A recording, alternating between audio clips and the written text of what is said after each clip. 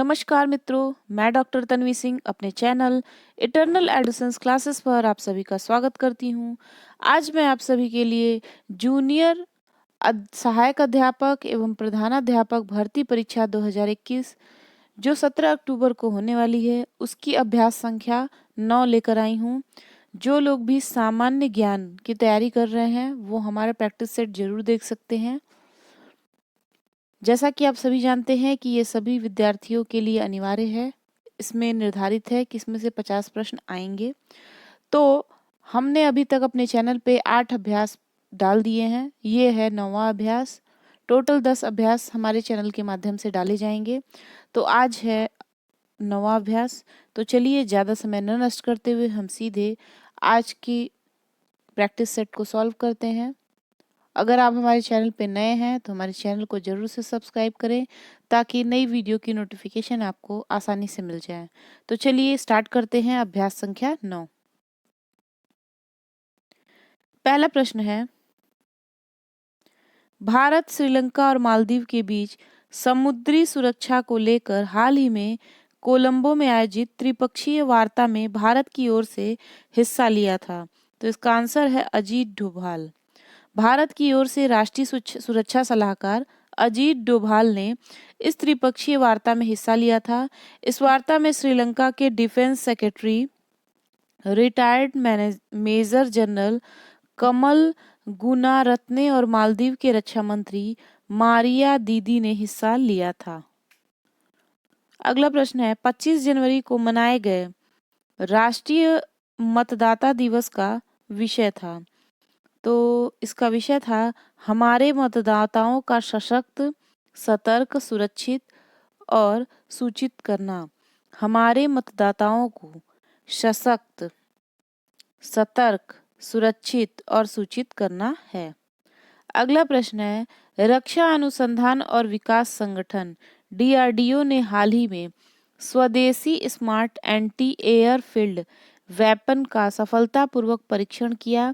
यह परीक्षण निम्न में से किस विमान से किया गया था? तो इसका आंसर है हॉक। स्वदेशी स्मार्ट एंटी एयरफील्ड वेपन सॉव का परीक्षण हॉक 1 विमान से किया गया। हॉक 1 का विकास हिंदुस्तान एरोनॉटिक्स लिमिटेड ने किया। 100 के पहले जगुआर विमान में लगाया गया था। अगला है, वित्तीय वर्ष के पहले 8 महीनों में किस अवधि में भारत में अब तक सबसे अधिक FDI इक्विटी प्रवाह दर्ज किया गया है? तो इसका आंसर है अप्रैल-नवंबर 2020। अगला प्रश्न है, भारत के 72वें गणतंत्र दिवस परेड में किस देश के त्रिसेवा बल दस्ते ने भाग लिया? तो इसका आंसर है बांग्लादेश।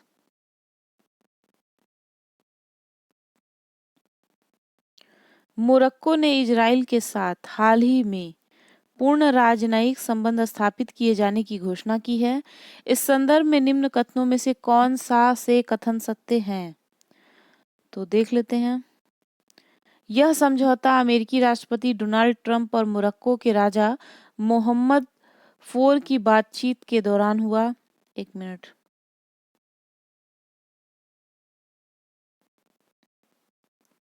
तो ये सही है। UAE, बहरीन और सूडान भी इजराइल के साथ शांति समझौते कर चुके हैं, ये भी सही है। ट्रंप ने राजा मोहम्मद VI को विवादित पश्चिमी सहारा पर मोरक्को के दावे को मान्यता देने का आश्वासन दिया है। यहाँ पे मैंने थोड़ा गलत बोल दिया था। यह समझौता अमेरिकी राष्ट्रपति डोनाल्ड ट्रंप और मोरक्को के राजा मोहम्मद VI की बातचीत के दौरान हुआ, ये सही है। UAE, बहरीन और सूडान भी इजराइल के साथ शांतिपूर्ण समझौते कर चुके हैं, ये भी सही है। और ट्रंप ने राजा मोहम्मद VI को विवादित पश्चिमी सहारा पर मोरक्को के दावे को मान्यता देने का आश्वासन दिया, ये भी सही है। तो हमारा आंसर हो जाएगा डी वाला 1, 2, 3। हाल ही में संपन्न हुए मुक्केबाजी विश्व कप प्रतियोगिता में भारत ने कुल कितने पदक प्राप्त किए?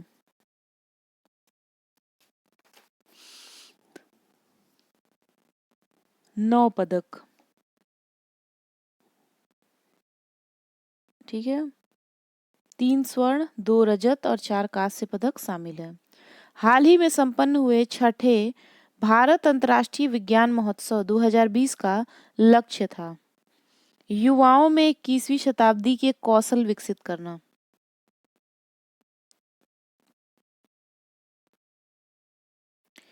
PASSEX नौसैन्य पॉसेक्स नौसैन्य अभ्यास में भारत के साथ हिस्सा लेने वाले देश हैं।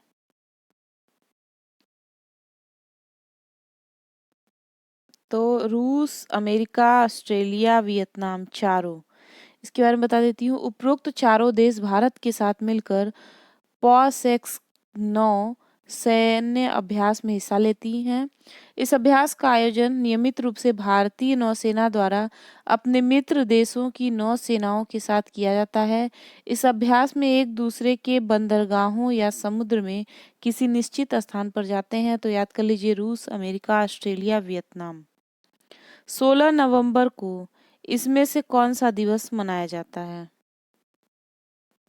तो 16 नवंबर को मनाया जाता है अंतर्राष्ट्रीय सहिष्णुता दिवस और राष्ट्रीय प्रेस दिवस।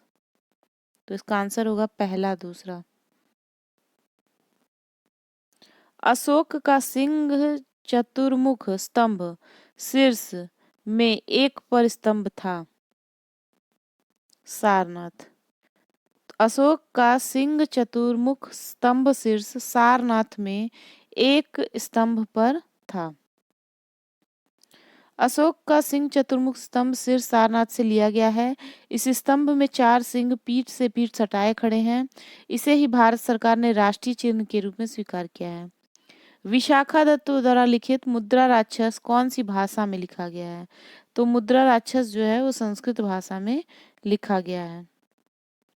विजयनगर राज्य किस नदी के किनारे स्थित था? तो विजयनगर राज्य जो था वो तुंगभद्रा नदी के किनारे स्थित था। पानीपत का द्वितीय युद्ध किनके किनके बीच लड़ा गया था? तो पानीपत का द्वितीय युद्ध अकबर और हेमू के बीच में 5 नवंबर 1556 ईस्वी को लड़ा गया था। तारीख फिरोज शाही के लेखक हैं। तो तारीख फिरोज शाही के लेखक हैं जियाउद्दीन बर्नी। इनमें से किस लड़ाई में अंग्रेजों ने बंगाल के नवाब सिराज उद दौला को हराया था? 1757 में प्लासी की लड़ाई में। 1857 के विद्रोह के प्रसिद्ध नेताओं में से एक तात्या टोपे को अंग्रेजों ने 1859 में फांसी दी थी। कहाँ पर फांसी दी थी? शिवपुरी में। निम्नलिखित में से किस क्रांतिकारी द्वारा द फिलॉसफी ऑफ वम नामक प्रसिद्ध लेख लिखा गया? भगवती चरण बोहरा। पंचशील का नारा किससे संबंधित है? तो पंचशील का नारा जो है पंडित जवाहरलाल नेहरू ने दिया था। सर्वाधिक प्राचीन पुराण कौन सा है? मत्स्य पुराण। कौन सा जलकाय अंडमान द्वीपों को निकोबार द्वीपों से अलग करता है? 10 डिग्री चैनल। फिर है मूक घाटी साइलेंट वैली कहाँ स्थित है?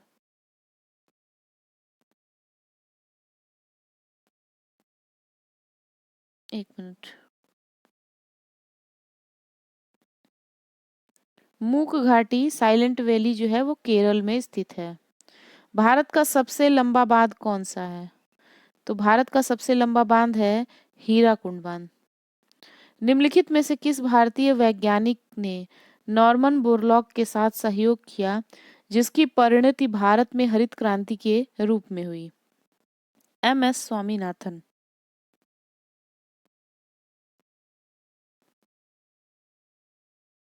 फिर है सीमेंट का उत्पादन करने में भारत का विश्व में कौन सा स्थान है? तो सीमेंट उत्पादन में भारत का विश्व में दूसरा स्थान है। पहले स्थान पर चीन है, दूसरे पर भारत है और तीसरे पे जापान है। किसी स्थान की आर्द्रता जानने के लिए निम्न में से किसका उपयोग किया जाता है? हाइग्रोमीटर का। मौलिक अधिकारों को लागू करने के लिए संविधान के किसे विशेष उत्तरदायी सौंपा है? उच्चतम न्यायालय को। मौलिक अधिकारों को लागू करने के लिए संविधान ने किसे विशेष उत्तरदायित्व सौंपा है? उच्चतम न्यायालय को। श्री रामनाथ कोविंद भारत के हैं 14वें राष्ट्रपति। ठीक है। लोकसभा के पहले स्पीकर कौन थे? तो लोकसभा के पहले स्पीकर थे जीवी मावलंकर अयंगर। और वर्तमान में कौन है? ओम बिरला। अगला है को फिलिंग द ब्लैंक्स है। विधानसभा का सत्रावसान करने की शक्ति होती है। तो राज्यपाल को विधानसभा का सत्रावसान करने की शक्ति प्राप्त होती है। 73वें संवैधानिक संशोधन निम्नलिखित में से किससे संबंधित था? तो ये संबंधित था पंचायती राज संस्थाओं से। घरेलू हिंसा में महिलाओं की सुरक्षा हेतु अधिनियम कब लागू किया गया? 2006 में। म्यूचुअल फंड और शेयर बाजारों के लिए मूलभूत विनियामक प्राधिकार किसे प्राप्त है? भारतीय प्रतिभूति एवं विनिमय बोर्ड को। भारत का सबसे कम जनसंख्या वाला राज्य है सिक्किम। कृषि उत्पादन बेचने के लिए किसी एक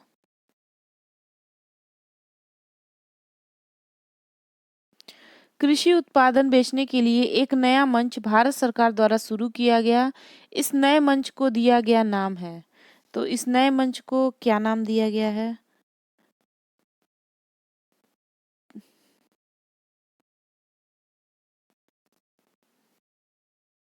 ई रकम। भारत सरकार ने कृषि उत्पादों की बिक्री को एक मंच उपलब्ध कराने के उद्देश्य से ई रकम पोर्टल को आरंभ किया है। इसके बारे में बता देती हूँ कि ई रकम भारत सरकार द्वारा शुरू किया गया पहला उद्यम है जिसमें स्थानीय किसानों को अंतर्राष्ट्रीय बाजार के साथ जोड़ा जाएगा।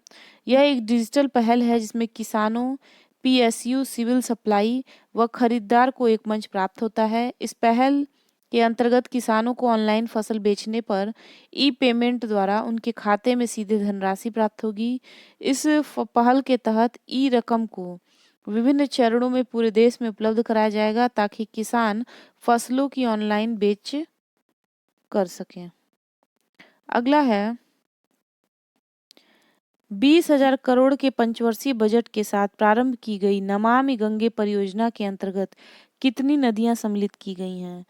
तो इसका आंसर होगा केवल गंगा।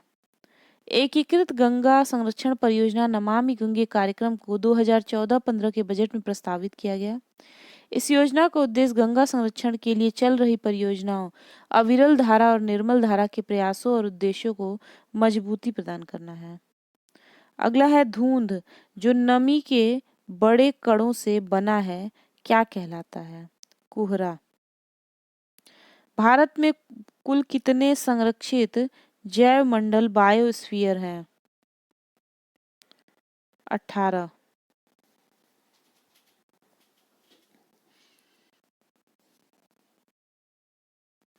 देखिए मैं सबका नाम बता देती हूँ। पहले तो भारत में कुल 18 संरक्षित जैव मंडल है।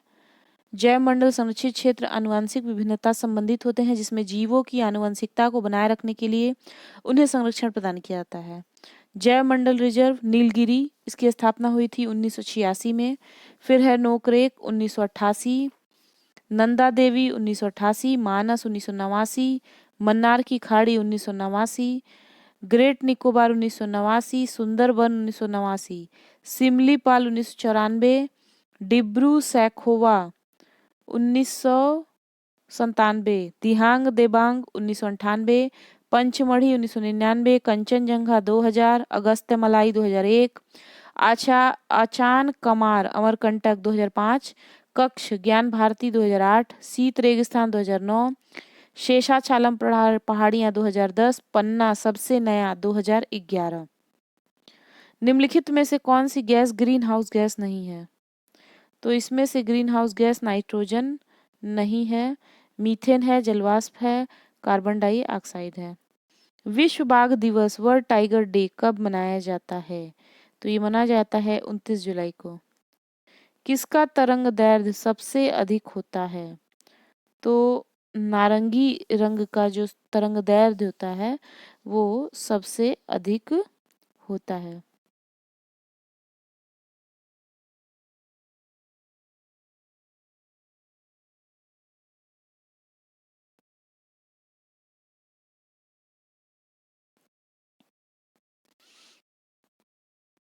अगला है, कर्ण बोसोन नाम का संबंध किस नाम से है?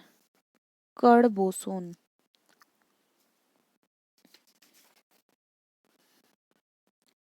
S.N. बोस। कर्ण बोसोन का नाम भारतीय वैज्ञानिक सत्येंद्र नाथ बोस के नाम पर रखा गया। सत्येंद्र नाथ बोस 1994 से 1974 प्रसिद्ध गणितज्ञ तथा भौतिक शास्त्री थे। गोबर गैस में मुख्यतः कौन सी गैस होती है? तो इसमें होता है मीथेन 75%। जंग लगने पर लोहे का भार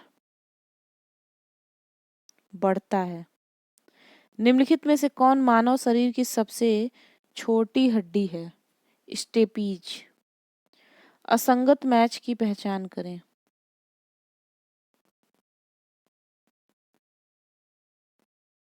तो देखिए, प्रिंटिंग प्रेस जोहान्स गुटेनबर्ग, ये सही है। बैक्टीरिया एंटोनी वॉन ल्यूवेनहॉक, ये भी सही है।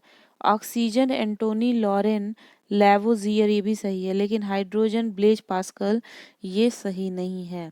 हाइड्रोजन की खोज हेनरी क्वेंडिस ने की थी। ये हार्वर्ड साड़ी का सबसे पहला तत्व है जो सबसे हल्का भी है। प्रिंटिंग प्रेस के आविष्कार जोहान्स गुटेनबर्ग, बैक्टीरिया की खोज एंटोनी वॉन ल्यूवेनहॉक तथा ऑक्सीजन की खोज एंटोनी लॉरेन लैवोजियर ने की थी।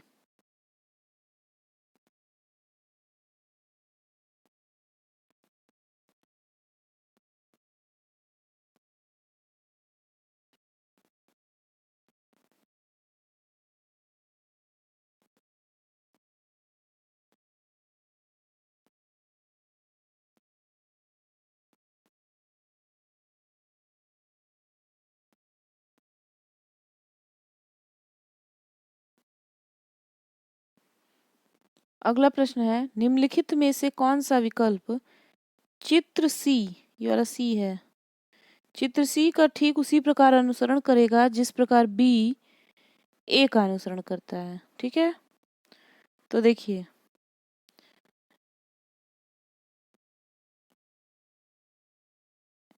बी का वर्णमाला में पोजीशन क्या होता है? बी का होता है 2, ए का होता है 1 और जी का होता है 7। ठीक है, तो वैसे ही तो इसका इससे संबंध हो गया। अब हमको एफ ए डी का देखना है।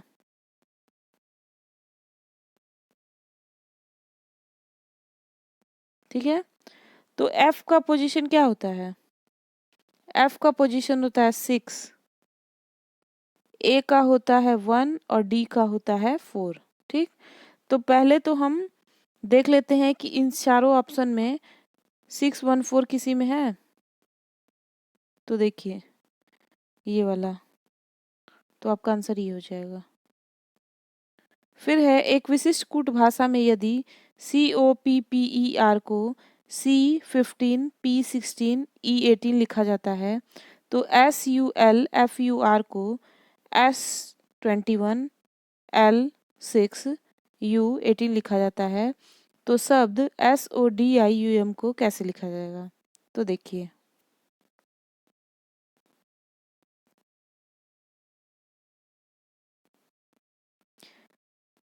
इसको और इसको देख लीजिए। सी की जगह सी है, ओ की जगह 15 लिखा है, तो ओ की पोजीशन है 15 अगर वर्णमाला में काउंट करेंगे तो। फिर पी की जगह पी लिखा है, फिर अगले पी की जगह उसकी पोजीशन लिखी है 16, फिर ई की जगह ई लिखा है और आर की पोजीशन लिखी है 18। ठीक है, वैसे ही एस को एस लिखा है, यू की पोजीशन 21 लिखा है, एल को एल लिखा है, एफ की पोजीशन 6 लिखा है, यू को यू लिखा है और आर को 18 लिखा है। तो वैसे ही हमको इसको लिखना है SODIUM।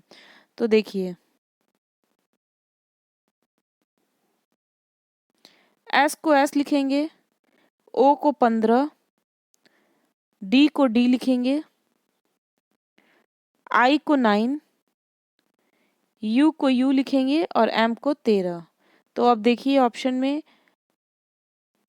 S15, D9, U13, तो ये रहा आपका।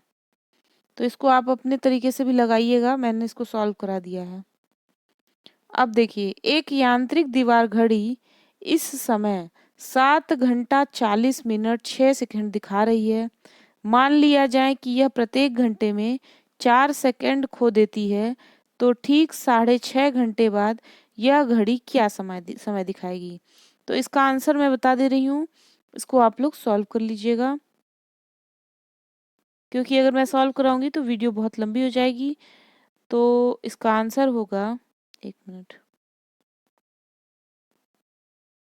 इसका आंसर होगा 14 घंटा 9 मिनट 40 सेकेंड।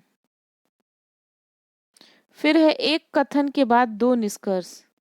1 और 2 दिए गए हैं। कथन में दिए गए तथ्यों को सच माने, भले ही वे सामान्य रूप से ज्ञात तथ्यों से भिन्न लगते हों, और ये ज्ञात करें कि कौन सा निष्कर्ष दिए गए कथन का तर्कपूर्ण रूप से अनुसरण करता है। कथन है, आंकड़े दिखाते हैं कि स्नातकोत्तर लोग स्नातकों की तुलना में 20% अधिक कमाते हैं।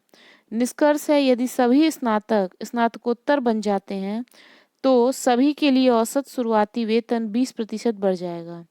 अगला है, अगर स्नातकोत्तर की फीस स्नातक फीस के साथ मेल खाती है तो हर कोई व्यक्ति स्नातकोत्तर बन जाएगा।